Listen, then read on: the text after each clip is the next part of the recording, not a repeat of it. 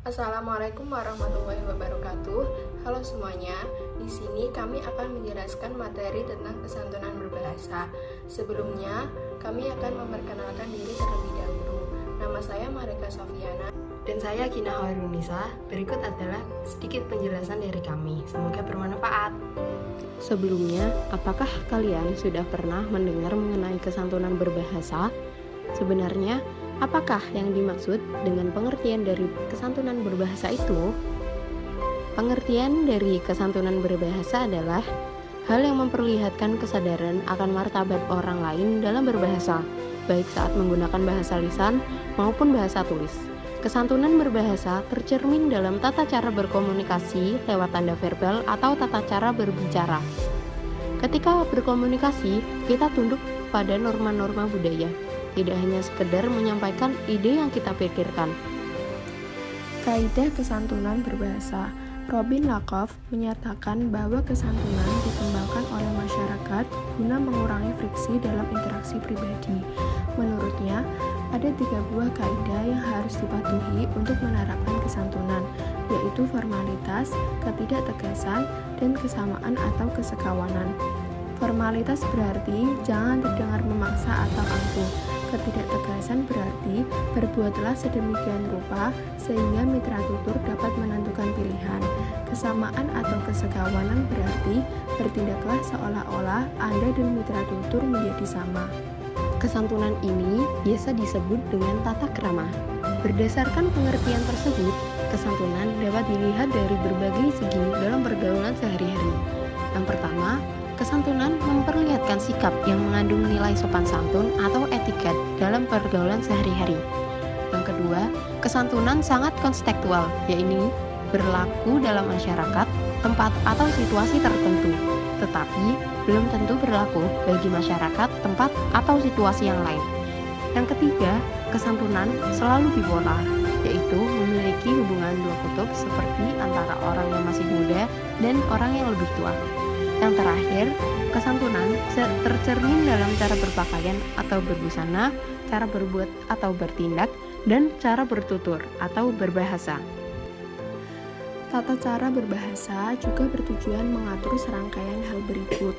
Yang pertama, apa yang sebaiknya dikatakan pada waktu dan keadaan tertentu. Yang kedua, ragam bahasa apa yang sewajarnya dipakai dalam situasi tertentu. Yang ketiga, kapan dan bagaimana giliran berbicara dan pembicaraan telah diterapkan. Yang keempat, bagaimana mengatur kenyaringan suara ketika berbicara.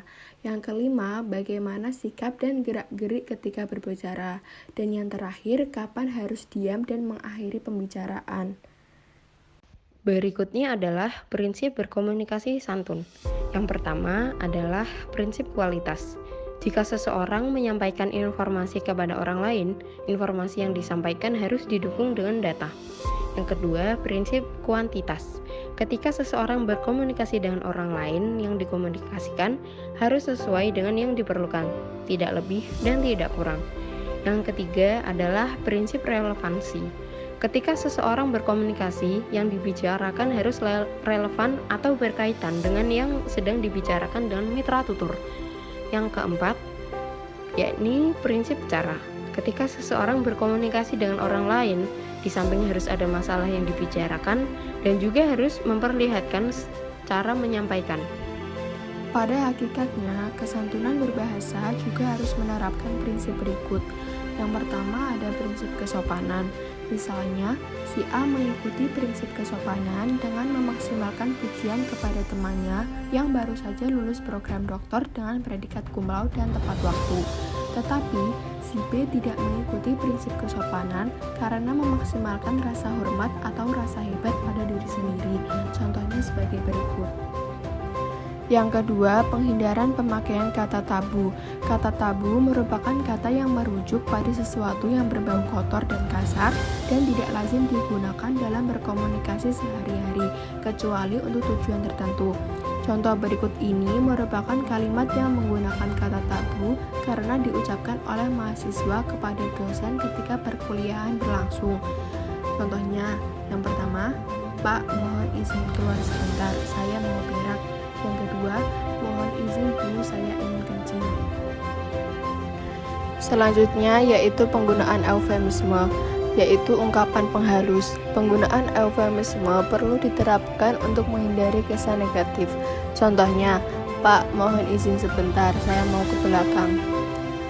Yang keempat adalah penggunaan pilihan kata honorific, yaitu ungkapan kalimat untuk berbicara dan menyapa orang lain.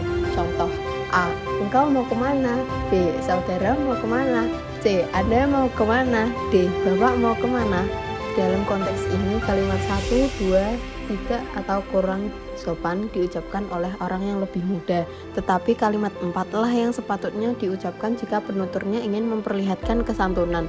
Kalimat 3 lazim diucapkan kalau penuturnya kurang akrab dengan orang yang disapanya, walaupun lebih patut menggunakan kalimat 4. Kesimpulannya, kesantunan merupakan aturan perilaku yang ditetapkan dan disepakati bersama oleh suatu masyarakat tertentu, sehingga kesantunan sekaligus menjadi prasyarat yang disepakati oleh perilaku sosial. Oleh karena itu, kesantunan ini biasa disebut juga dengan tata krama. Kesantunan berbahasa tercermin dalam tata cara berkomunikasi lewat tanda verbal atau tata cara berbahasa. Ketika berkomunikasi, kita harus tunduk pada norma-norma budaya, tidak hanya sekadar menyampaikan ide yang kita pikirkan. Tata cara berbahasa harus sesuai dengan unsur-unsur budaya yang ada dalam masyarakat, tempat hidup, dan dipergunakannya suatu bahasa dalam berkomunikasi. Apabila tata cara berbahasa seseorang tidak sesuai dengan norma-norma budaya, maka ia akan mendapatkan nilai negatif atau bahkan dianggap tidak berbudaya. Oleh karena itu, dalam berbahasa harus diperhatikan kaidah kesantunan. Meskipun secara baku bahasa Indonesia belum memiliki kaidah kesantunan secara pasti, setidaknya rambu-rambu untuk berkomunikasi secara santun sudah dapat diidentifikasi. Sekian penjelasan dari kami. Apabila ada kesalahan dan kekurangan kata, kami mohon maaf. Dan terima kasih banyak atas perhatiannya. Wassalamualaikum warahmatullahi wabarakatuh.